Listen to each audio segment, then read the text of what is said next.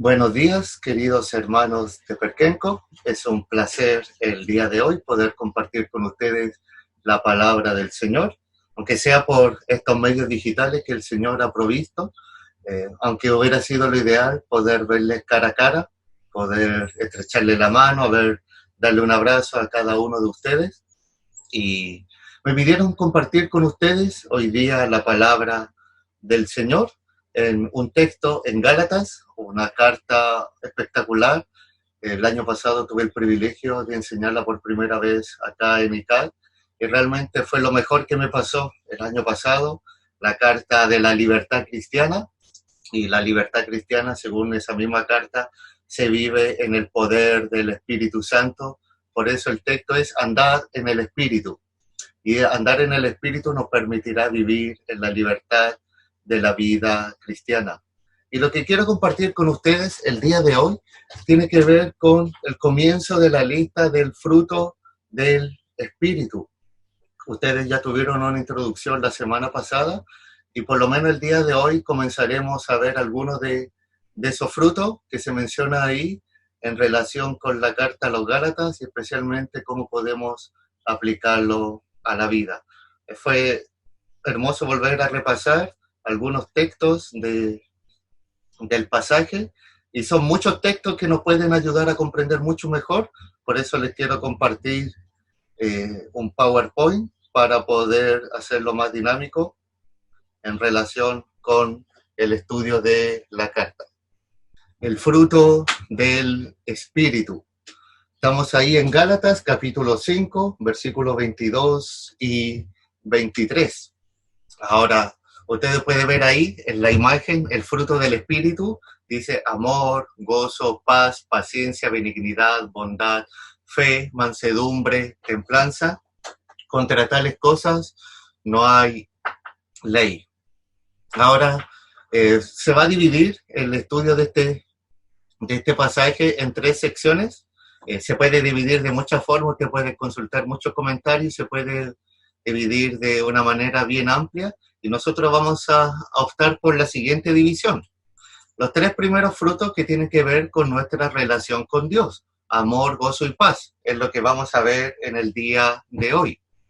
Después ustedes verán paciencia, benignidad, bondad, que tiene relación de uno con las demás personas.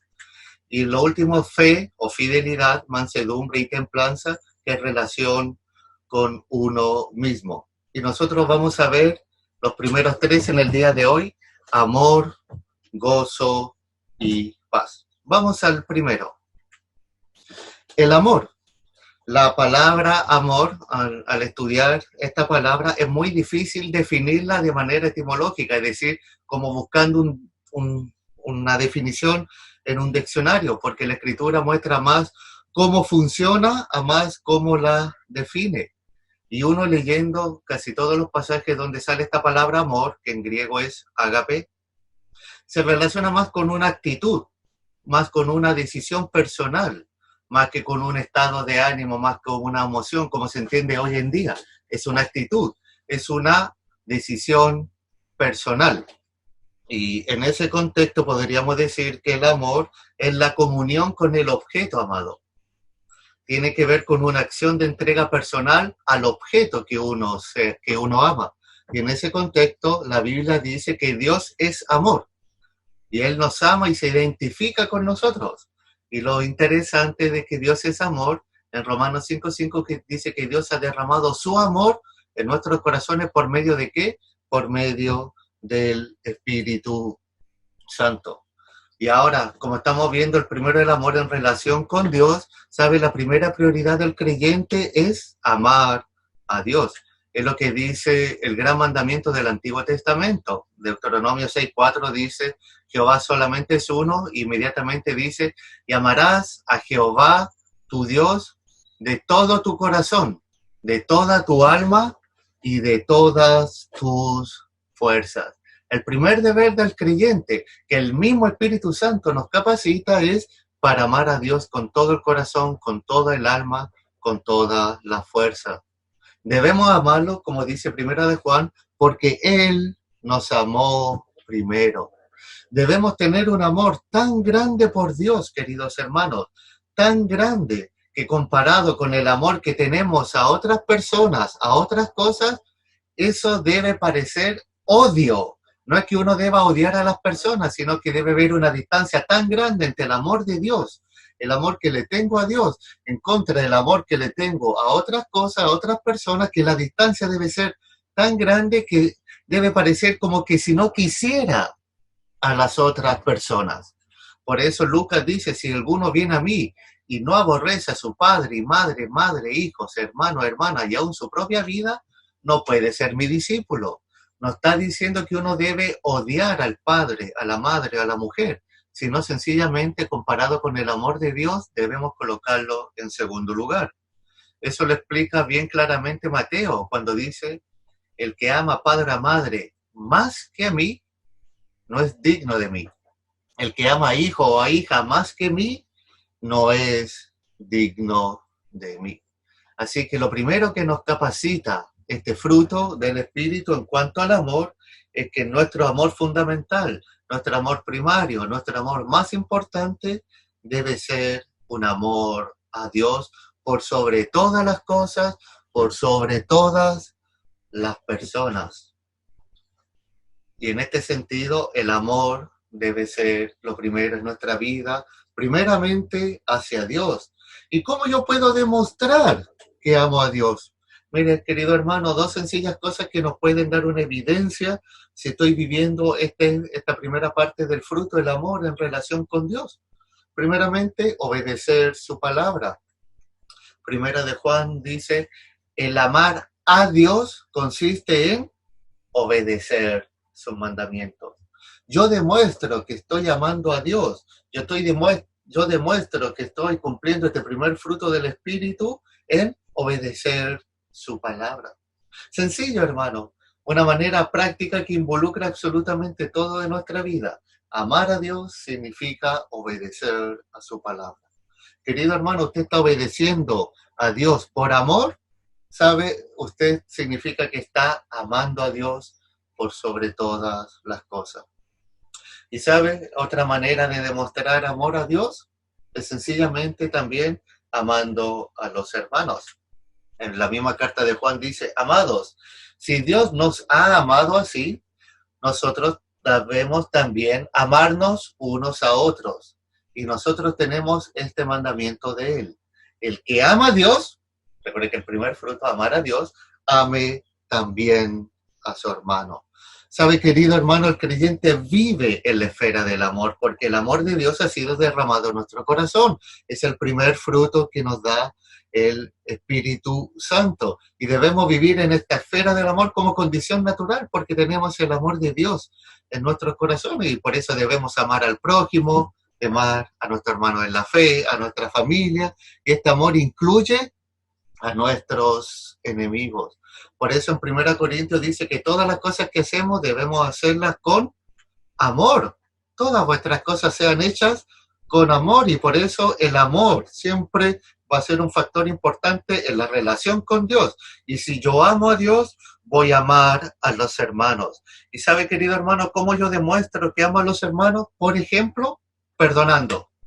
Dice Primera de Pedro, y ante todo tened vosotros ferviente amor, porque el amor, ese amor ferviente que tenemos entre los hermanos, cubrirá multitud de pecados. ¿Sabe? Cuando hay amor en nuestro corazón, es decir, cuando el Espíritu Santo está guiando nuestra vida para reproducir el amor, ¿sabe algo que va a salir de manera espontánea? El perdón. El perdón. Yo sé que usted, hermano, lo han ofendido. Yo sé que ustedes han hablado mal de usted, porque eso pasa en todo lugar. Yo sé que han sido hasta injustos con usted, pero ¿sabe? El amor de Dios nos llama a cubrir multitud de pecados, es decir, a practicar el perdón. Y otra forma de manifestar el amor de Dios hacia los hermanos es cubriendo sus necesidades. Primera de Juan dice, el que tiene bienes de este mundo y ve a su hermano tener necesidad y cierra contra él su corazón, ¿cómo mora el amor de Dios en él? El texto está diciendo, si yo veo a mi hermano tener necesidad y no lo ayudo, significa que no tengo el amor de Dios en mi corazón. Y si yo no tengo el amor de Dios en mi corazón, significa que no tengo el Espíritu Santo. Y si no tengo el Espíritu Santo, significa que no soy un cristiano. Pero como nosotros somos cristianos y el amor de Dios mora en nosotros, ¿sabes? Nosotros vamos a ver a nuestros hermanos que tienen necesidad y no vamos a cerrar nuestro corazón contra ellos. Al contrario, les vamos a servir con nuestros bienes y todo eso por amor. Todo eso por amor. Así que el amor de Dios nos lleva a amar a Dios por sobre todas las cosas, pero como consecuencia natural nos lleva a amar a los hermanos, al prójimo en general, y eso incluye a los enemigos, queridos hermanos, a los enemigos. ¿Saben? Algo muy interesante que pasaba en el primer siglo, porque en Juan dice que en esto conocerán que son mis discípulos, si tuvieres amor unos como otros. ¿Y saben lo que más decían los paganos del primer siglo de los cristianos? Miren cómo se aman. Miren cómo se aman. Qué increíble, qué increíble, qué increíble. Demostraban que se amaban, demostraban que tenían el amor de Dios y eso lo podía ver la gente pagana. Querido hermano, querida hermana, la gente que les rodea allá en la iglesia en Perquenco, ¿pueden ver cómo ustedes se aman? ¿Pueden ver cómo ustedes se preocupan los unos por los otros? ¿Sabe que es uno de los mejores testimonios para hablar del amor de Dios? Que nos amemos unos a otros. Por eso, querido hermano, debemos vivir en la esfera del amor, que es el primer fruto del Espíritu Santo. El segundo fruto del Espíritu Santo que estamos mencionando, el gozo. El gozo en el creyente. ¿Sabe? La palabra gozo significa regocijo, alegría. Y señala una alegría profunda, una verdadera felicidad que involucra a toda la persona. No se refiere al gozo natural de todo ser humano, que generalmente es una alegría efímera y superficial, sino indica eso que dice Primera de Pedro, ese gozo inefable y glorioso. ¿Sabe? Este gozo que imparte el Espíritu no permanece solamente a un nivel emocional, sino que genera un contentamiento espiritual y una satisfacción profunda en el corazón del creyente, de tal manera que ninguna circunstancia adversa lo puede quitar. ¿Sabe? Cuando estamos dominados por el Espíritu Santo, este va a producir gozo en nuestra vida. Y nada, ninguna circunstancia, ni siquiera esta pandemia, puede quitar el gozo, porque el gozo es contentamiento en la voluntad del Señor. Es una satisfacción profunda de nuestra relación con Dios, porque el gozo del creyente tiene una base sólida no en las circunstancias, sino nuestro gozo está en Dios. Y cuando nuestro gozo fundamental es Dios, este gozo que tenemos no está a la merced de ninguna emoción que rápidamente desaparece. Este gozo en Dios es una roca firme y sólida que ninguna circunstancia lo puede alterar. Por eso la Escritura en repetidas veces dice que tenemos que gozarnos en el Señor. En Filipenses dice, por lo demás, hermanos, gozaos en el Señor, regocijaos en el Señor siempre. Otra vez digo, regocijaos, debemos regocijarnos en el Señor y eso va a involucrar un gozo en cualquier circunstancia. Por eso Pablo decía, como entristecidos, mas siempre gozosos. ¿Por qué? Porque el gozo se centra en Dios, en nuestra relación con Dios, en Dios mismo, porque Él es la fuente de nuestro gozo. Y si Él es la fuente de nuestro gozo, nadie nos puede quitar eso. Juan dice, también vosotros ahora tenéis tristeza, pero os volveré a ver y se gozará vuestro corazón. Y nadie os quitará vuestro gozo. Se da cuenta que este gozo no es la diversión que ofrece el mundo, sino una alegría de otra calidad. ¿Se recuerda cuando Zaqueo vio a Jesús y Jesús le dijo que tiene que pasar esa noche en su casa? ¿Cómo bajó él del árbol? Gozoso, gozoso, porque es una señal de una vida nueva. ¿Sabe lo que debiera reinar en la iglesia, en nuestra vida cristiana, en el reino de Dios? Es el gozo. Romanos dice, porque el reino de Dios no es comida ni bebida, sino que es el reino de Dios, justicia, paz y gozo en el Espíritu Santo. Es porque solamente el Espíritu Santo puede reproducir este gozo que es inefable, este gozo que no se ve alterado por ninguna circunstancia. Ese gozo que se puede ver en Hechos, capítulo 16, cuando Pablo y Silas estaban encadenados en la parte más profunda de la cárcel. ¿Y qué hacían ellos? Cantaban himnos. ¿Por qué? Porque el gozo, querido hermano, no lo determina las circunstancias, sino nuestra relación con Dios. Tenemos a Dios, hermano, lo tenemos todo. No nos falta nada porque tenemos a Dios. Y el amor de Cristo hace que seamos gozosos. Nuestro encuentro con Él provoca gozo. Su palabra provoca gozo en nuestra vida. Juan dice, como el Padre me ha amado, así también yo os he amado. Permaneced en mi amor. Si guardarais mis mandamientos, permaneceréis en mi amor. Así como yo he guardado los mandamientos de mi Padre y permanezco en su amor. Estas cosas os hablo, las palabras de Jesús, dice, para que mi gozo esté en vosotros y vuestro gozo sea cumplido, sea perfeccionado, sea completado.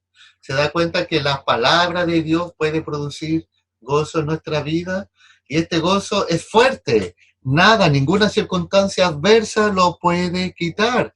Este gozo es un poder revolucionario, como dijo alguien, que no se da por vencido, ni siquiera en el sufrimiento. Mire, me impacta San Hebreo que dice, porque de los presos también os compadeciste y el despojo de vuestros bienes sufriste con gozo. Perdieron todas las cosas materiales y lo hicieron con gozo. ¿Por qué? Porque su contentamiento no estaba en las cosas materiales, sino en Dios. El texto sigue diciendo, sabiendo que tenéis en vosotros una mejor y perdurable herencia en los cielos. Qué interesante. ¿Sabe? Ellos perdieron los bienes, pero en el fondo no perdieron nada porque tenían a Dios como su gozo. Por eso Santiago dice, tened por sumo gozo cuando os halléis en diversas pruebas, sabiendo, otra vez igual que aquí, sabiendo que la prueba de vuestra fe produce paciencia. ¿Por qué? Porque el gozo no está en las circunstancias, el gozo no está en las cosas materiales, el gozo ni siquiera está sobre todo en las personas, está en Dios. Sabiendo que por medio de la prueba, por ejemplo, Dios está produciendo algo de inestimable valor en nosotros, o por medio de perder cosas materiales porque tenemos algo mucho mejor en la eternidad. Así que si Dios es nuestro gozo, ¿sabe? Eso debiera dominar nuestra vida. Así como nosotros amamos a Dios y debemos amar a los hermanos, ¿sabe? Si nos gozamos en Dios, también nos vamos a gozar en los hermanos y debiera ser algo que debiera manifestarse en la iglesia. ¿Sabe, querido hermano? Los sábados en la noche y los domingos en la mañana debiéramos rebosar de gozo, ¿sabe? Porque vamos a ir a un lugar físico para encontrarnos con Dios, pero también para encontrarnos con nuestros hermanos. Y debiéramos gozarnos también en la vida del hermano. Primera Corintios dice, de manera que si un miembro padece, todos los miembros se duelen con él. Y si un miembro recibe honra, todos los miembros con él se gozan. Llorar con los que lloran, gozarse con los que se gozan, es lo que dice Romanos. Y debiéramos gozarnos cuando al hermano le va bien, cuando el hermano progresa, cuando el hermano es bendecido por el Señor, todos los miembros con él se deben gozar. Filipenses dice, completad mi gozo, le dice a los filipenses, que ellos completen el gozo que ellos producen en Pablo. Más adelante dice, así que hermanos míos, amados, deseados, gozo y corona mía, estad así firmes en el Señor, amado. ¿Sabe? Nuestra vida cristiana debe ser de bendición para el hermano, de tal manera que también debemos producir gozo en la vida de él. ¿Cómo está reproduciendo el Espíritu Santo, queridos hermanos, el amor en nosotros? ¿Cómo está reproduciendo el Espíritu Santo el gozo en nosotros? La clave es andemos en el Espíritu, sometámonos a la guía del Espíritu Santo. Por último, querido hermano, la paz. La paz. La palabra paz, querido hermano, esa paz es una virtud de Dios mismo. En Romanos, sobre todo, se describe muchas veces el Dios de paz que hay. Y sabe, el hombre puede tener paz con Dios por medio de la obra de Cristo. Justificados pues por la fe, tenemos paz para con Dios. Y sabe, eso es importante porque eso significa que estamos reconciliados con Dios. Y si estamos reconciliados con Dios, antes éramos enemigos, ahora tenemos paz.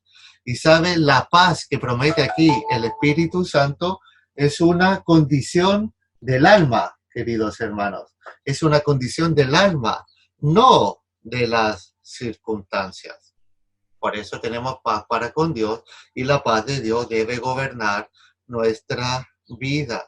Porque esta paz que tenemos, que nos da el Espíritu Santo, es producto de la seguridad de salvación, porque si estamos en paz con Dios, hermanos, nada nos puede perturbar. Y eso es lo más importante para nosotros, estar bien con Dios, estar en paz con Dios. Eso se logra primeramente mediante la justificación. Tenemos paz con Dios y si vivimos en esta reconciliación, si vivimos en comunión, tenemos paz con Dios. Y sabe, teniendo paz con Dios, nada nos podrá quitar esa paz.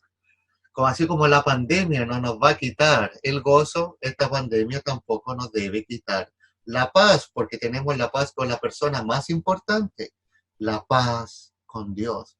Y sabe, querido hermano, las constantes bendiciones del creyente que recibe, experimenta y alimenta, mantiene esta paz que da el Señor. Por eso, la paz de Dios que sobrepasa todo entendimiento, guardará vuestros corazones y vuestros pensamientos en Cristo Jesús. ¿De qué? Del afán. Versículo 6 dice, por nada estéis afanosos. Y sabe, la paz de Dios guardará nuestros corazones. ¿De qué?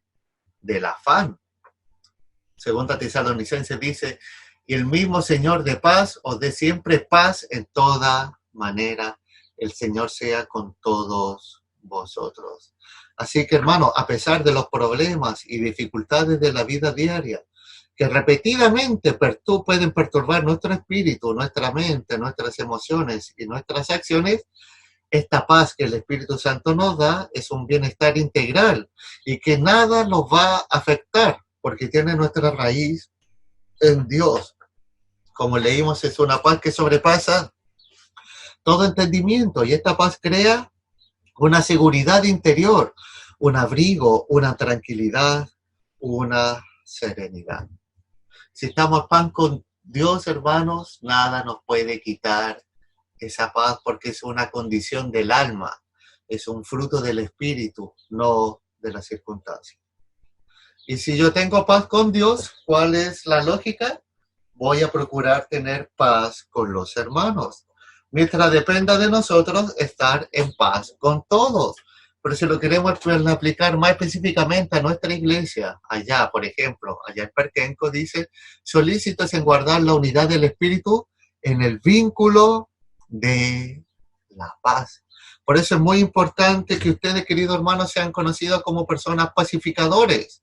Porque ahí Jesús dijo, bienaventurados los pacificadores, porque ellos serán llamados hijos de Dios. Serán llamados hijos de Dios. Y sabe, esta virtud contrasta con las obras de la carne que mencionaba anteriormente. Enemistad, pleitos, celos, iras, contiendas, disensiones. ¿Cómo está el amor hacia Dios? ¿Cómo está nuestro gozo en Dios? ¿Cómo no está nuestra paz que solamente puede venir de Dios, querido hermano? ¿Sabe? Esto era importante para la iglesia en Galacia. En Gálatas 5:15 dice lo que estaba pasando, que se estaban mordiendo y se estaban comiendo y estaban a punto de consumirse. Gálatas 5:26 dice que se estaban irritando, que se estaban envidiando porque eran vanagloriosos. Pero ¿sabe? Si reinaba el amor allá por fruto del Espíritu, si reinaba el gozo, si reinaba la paz, todo era posible de solucionar. Qué importante estar dominado con el Espíritu Santo para que en la iglesia de Perquenco, por medio del amor de Dios, por medio del gozo de Dios, por medio de la paz que Dios da, eso gobierne la iglesia. ¿Cómo lo podemos aplicar esto a nuestra vida personal, queridos hermanos? En cuanto al amor de Dios, el texto es claro. Y amarás al Señor tu Dios con todo tu corazón y con toda tu alma y con toda tu mente y con toda tu fuerza. Este es el principal mandamiento. Preguntémonos, queridos hermanos, ¿cómo está nuestro amor a Dios? De manera simple es ponerlo en el primer lugar de nuestro corazón y por ende de nuestra vida. ¿Lo es? ¿Dios está en el primer lugar de nuestro corazón? ¿Dios está en el primer lugar de nuestra vida? Para amarlo así debemos pasar tiempo con Él, por ejemplo, por medio de la palabra, porque al conocerlo más, lo amaremos más. Es inevitable, querido hermano, que a medida que usted conoce más a Dios, lo amará más, con la ayuda del Espíritu Santo. ¿Cómo está el amor en cuanto al estilo de vida? ¿Sabe? Este pasaje lo usamos en las bodas, lo usamos para hablar del amor, que el amor es sufrido, benigno, etc. Pero, ¿sabe? Es un pasaje que nos debe llevar a reflexionar. Si estamos viviendo en el amor, vamos a tener estas características. Y hermano, yo quiero que usted haga esta práctica. Y lo voy a hacer con mi nombre para no hablar de nadie más, sino de mí. Y no como algo egocéntrico, sino como algo que al hacerlo yo me doy cuenta que falta mucho del Espíritu Santo en control de mi vida. Pero mire, cambie la palabra amor por su nombre y vea cómo resulta. Mire, yo lo voy a hacer y voy a salir perdiendo. Mire, dice, cambiamos la palabra amor, dice, el Alexi es sufrido, el Alexi es benigno, el Alexi no tiene envidia, el Alexi no es jactancioso, el Alexi no se envanece, el Alexi no hace nada indebido, el Alexi no busca lo suyo, el Alexi no se irrita, el Alexi no guarda rencor, el Alexi no se goza de la injusticia, más el Alexi se goza de la verdad. El Alexi todo lo sufre, el Alexi todo lo cree, el Alexi todo lo espera, el Alexi todo lo soporta. ¿Sabe? Si yo estoy viviendo en el poder del Espíritu Santo, en el amor, sabe que todo esto va a ser una realidad en mi vida bajo el control del Espíritu Santo. ¿Lo es en mí? No. ¿Lo es en usted? Solamente Dios y usted lo sabe. Pero es posible mediante el poder del Espíritu Santo reproduciendo el amor en nosotros. En cuanto al gozo, Nehemías dice, el gozo de Jehová es vuestra fuerza. Salmo 16 dice, me mostrarás la senda de la vida. En tu presencia hay plenitud de gozo. ¿Sabe? El gozo del Señor es nuestra fuerza. Y sobre todo en la presencia del Señor solamente hay una plenitud de gozo. Nada ni nadie nos puede dar esta plenitud de gozo. Teniendo a Dios, lo tenemos todo. El salmista decía, Señor, ¿a qué tengo en la tierra sino a ti? Y fuera de ti, nada deseo en este mundo. ¿Sabe? Cuando nada deseamos en este mundo, sino que solamente Dios, significa que nuestro gozo está en Él. Y no en las circunstancias y no en las cosas materiales. ¿Tenemos plenitud de felicidad de nuestra relación con Dios? ¿Es el gozo de Dios nuestra fuerza? Dicho de otro modo, ¿es Dios la fuente, el origen de nuestra mayor felicidad? ¿No hace feliz las cosas que a Dios le hace feliz? Examinemos nuestros corazones para que descubramos la realidad de nuestro gozo.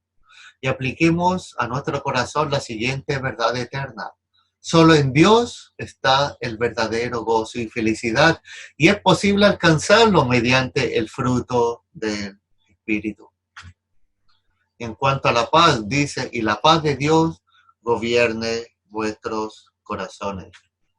Pablo nos dice que debemos dejar que la paz de Cristo sea el árbitro de nuestros corazones. Nuestros corazones son el centro de conflicto porque allí nuestros sentimientos y deseos se oponen. Nuestros temores y esperanzas, nuestro recelo y confianza, nuestro celo y nuestro amor. La paz verdadera no se encuentra en el pensamiento positivo o en la ausencia de conflictos o en los buenos sentimientos. Ella es producto de saber que Dios controla todo. Permitamos que la paz de Dios guarde nuestros corazones de toda ansiedad. El fruto del Espíritu, amor, gozo y paz. Eso es posible mediante el sometimiento, Señor, al Espíritu Santo. Que el Señor nos ayude, querido hermano, a poder vivir en la plenitud del Espíritu Santo. Gálatas 5:16. Andad en el Espíritu y no satisfagáis los deseos de la carne. Andando en el Espíritu, nos vamos a vivir conforme a la obra de la carne. Y el fruto del Espíritu es lo que vimos ahora: amor, gozo y paz. Que el poder del Espíritu pueda dominar nuestra vida, Señor, para que con libertad, porque con estas cosas no hay ley, es chip libre, no hay nada que nos restrinja amar, no hay nada que nos restrinja tener gozo en el Señor, no hay nada que nos restrinja tener la paz que Él nos da. Y solamente mediante el poder del Espíritu Santo. Que el Señor nos ayude a poder vivir bajo la guía del Espíritu. Oremos. Padre Celestial, queremos dar gracias por su palabra, que es clara, que es potente y que habla nuestra vida, especialmente en estas circunstancias, Señor. Que nuestro corazón pueda tener la completa satisfacción en usted. Que a pesar de las circunstancias, Señor, nuestro amor cada día pueda seguir creciendo hacia usted. Y que la paz que usted nos da por medio del Espíritu Santo pueda gobernar nuestros corazones, pueda cuidarnos del afán y de la ansiedad en estos tiempos que estamos viviendo. Encomendamos nuestra vida en sus manos, Señor, porque en mejores manos no podemos estar. En el nombre de Jesús, amén. Que el Señor les bendiga, les extraño y espero poder verle en algún momento. Un abrazo.